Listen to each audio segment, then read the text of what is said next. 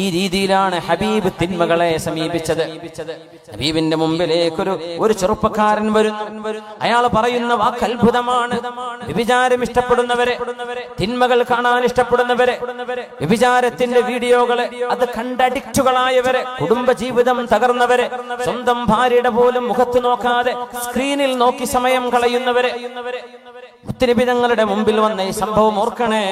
ഒരാൾ വന്നിട്ട് പറയുന്നു, യാ റസൂലല്ലാഹ്, അല്ലാഹുവിന്റെ റസൂലേ, അഷ്ഹദു അല്ലാ ഇലാഹ ഇല്ലല്ലാഹ് വ അന്നക റസൂലുള്ളാഹ്, അല്ലാഹുവല്ലാതെ ആരാധനക്കർഹനായിട്ട് മറ്റാരുമില്ല നബിയേ, അങ്ങ് അല്ലാഹുവിന്റെ തിരുദൂതരാണ്. വ അതൂബു മിൻ കുല്ലി മഅസിയത്തിൻ ഇല്ല സിനാ, എല്ലാ തെറ്റിൽ നിന്നും ഞാൻ അല്ലാഹുവിനോട് മാപ്പ് ചോദിക്കുന്നു നബിയേ, ഇല്ല സിനാ, വ്യഭിചാരം എനിക്ക് നിർത്താൻ കഴിയില്ല നബിയേ.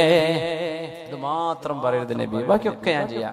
കാണാൻ ചുരുക്കുള്ള പെൺകുട്ടികളെ കാണുമ്പോൾ ഞാൻ പിന്നാലെ പോയി പോകും, ഇതിന്റെ ഒരു അസുഖമാണ് അത് നബി, അത് മാത്രം, ബാക്കിയൊക്കെ ഞാൻ സക്കാത്ത് കൊടുക്കും, ഹജ്ജ് കൊടുക്കും, സ്വതക്ക ചെയ്യും, ഹജ്ജ് ചെയ്യും, എല്ലാം ചെയ്യും നബിയെ. പക്ഷേ വ്യഭിചാരം അതെന്റെ ഒരു വീക്ക്നെസ്സാണ്, അത് മാത്രം ഞാൻ തൗബ ചെയ്യണില്ല, ബാക്കിയൊക്കെ ഞാൻ മടങ്ങി, ഈ ഒരു തെറ്റും ചെയ്യൂല. ഇസ്ലാം സ്വീകരിക്കാൻ വ്യഭിചാരം അത്രയും എനിക്ക് ഒഴിവാക്കാൻ കഴിയില്ല.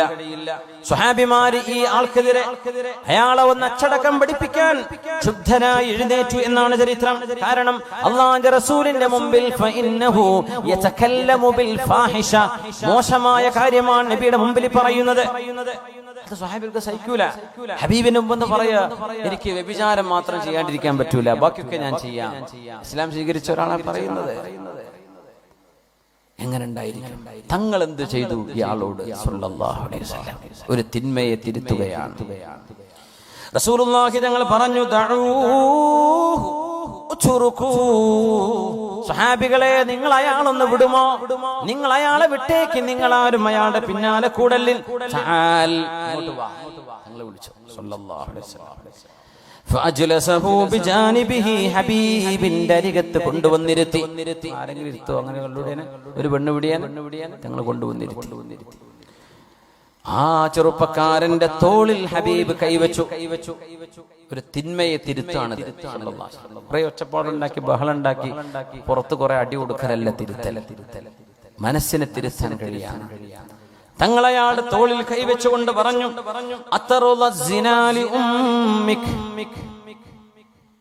ഉമ്മക്കല്ലേ, നിങ്ങളെ ഉമ്മാന്റെ അടുത്ത് ഒരാളിങ്ങനെ കയറിറങ്ങി പോണത് നിങ്ങൾക്ക് ഇഷ്ടാവോ എന്ന് ചോദിച്ചു.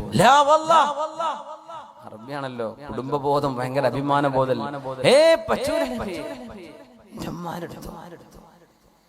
ഉമ്മാക്ക് ഈ പരിപാടി ഉണ്ടെന്ന് വിചാരിച്ചോളൂ, ഇഷ്ടാവോ എന്ന് ചോദിച്ചു. പറ്റില്ല.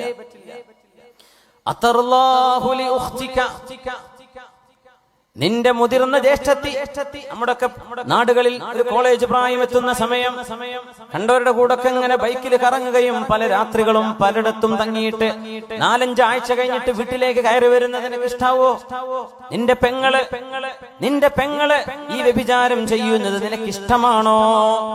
ലാ വല്ലാഹ്, പറ്റില്ല നബിയെ, പറ്റില്ല, ഞാൻ സമ്മതിക്കില്ല. കല്യാണം കഴിച്ചാൽ നിനക്ക് കുട്ടി ഉണ്ടാവും അല്ലേ? നിന്റെ കുട്ടിക്ക് പ്രായപൂർത്തിയൊക്കെ ആയാൽ, നിന്റെ കുട്ടീൻ്റെ കല്യാണ പ്രായമൊക്കെ എത്തുമ്പോ നിന്റെ കുട്ടി പറയും, ഇപ്പൊ കല്യാണം വേണ്ട, ഞാൻ ബോയ് ഫ്രണ്ടിന്റെ കൂടെ പോവാണ്, എക്സ്കർഷൻ പോവാണ്, കൂട്ടുകാരൊക്കെ ഉണ്ട്. ആരാ കൂട്ടുകാര്? ആൺകുട്ടികളാണ്, അവരുടെ കൂടെ പോവാണ്. നീ ഇഷ്ടപ്പെടുമോ? നിന്റെ പെങ്ങള്, നിന്റെ മോള്, നിന്റെ മോള്, വിവാഹപ്രായമെത്തിയ മോള് ഒരുപാട് കണ്ടവരുടെ കൂടെ കഴിയുന്നതും കൂടെ ഉറങ്ങുന്നതും നിനക്ക് ഇഷ്ടമാകുമോ? ലാ വല്ലാഹ്, ഇല്ല നബിയേ, അല്ലാഹനെ തന്നെയാണ് സത്യം. ജീവിതത്തിൽ ഒരിക്കലെങ്കിലും നിന്റെ ഭാര്യന്റെ അരികത്ത് മറ്റൊരാൾ വന്ന് കടന്നു എന്നറിഞ്ഞാൽ നീ അത് ഇഷ്ടപ്പെടുമോ? സ്വഹാബി, ഇഷ്ടപ്പെടോ? മുത്തുനബി തങ്ങൾ ചോദിച്ചു, വ്യഭിചാരം മാത്രം കഴിയില്ല നബിയെ, ബാക്കിയെല്ലാം ഞാൻ ചെയ്യാമെന്ന് പറഞ്ഞവനോട് നിന്റെ സ്വന്തം ഭാര്യ മറ്റൊരാളിന്റെ കൂടെ കിടക്കുന്ന നിനക്ക് ഇഷ്ടമാണോ? ലാ വല്ലാഹ്, ഒരിക്കലുമില്ല എന്ന് പറഞ്ഞപ്പോ ഹബീബ് കൊടുത്ത മറുപടിയുണ്ട്, ഫഹൽ യറുല്ലാഹുൽ മുസ്ലിമൂന ലിഅഖവാതിഹിം വബനാതിഹിം. നീ വ്യഭിചരിക്കുന്നത്, നീ ചാടിച്ചു കൊണ്ടുപോകുന്നത്, നീ വളച്ചു കൊണ്ടുപോകുന്നത്, നീ നിന്റെ കൂടെ കൂട്ടുന്നത്, നീ നിന്റെ ഫ്രണ്ടായി സ്വീകരിക്കുന്നത്, നീ മലിനപ്പെടുത്തുന്നത് മുസ്ലിമീങ്ങളായ പൊതുജനങ്ങളുടെ അവരുടെ പെങ്ങളാണ്, അവരുടെ മോളാണ്, ഒരുത്തന്റെ ഭാര്യയാണ്. അത് മുസ്ലിമീങ്ങൾ നിനക്ക് ഇഷ്ടപ്പെടുമോ എന്ന് ഹബീബായ നബി ചോദിച്ചൊരു ചോദ്യമാണ് ആ ചെറുപ്പക്കാരന്റെ ഖൽബിലേക്ക് കടന്നത്.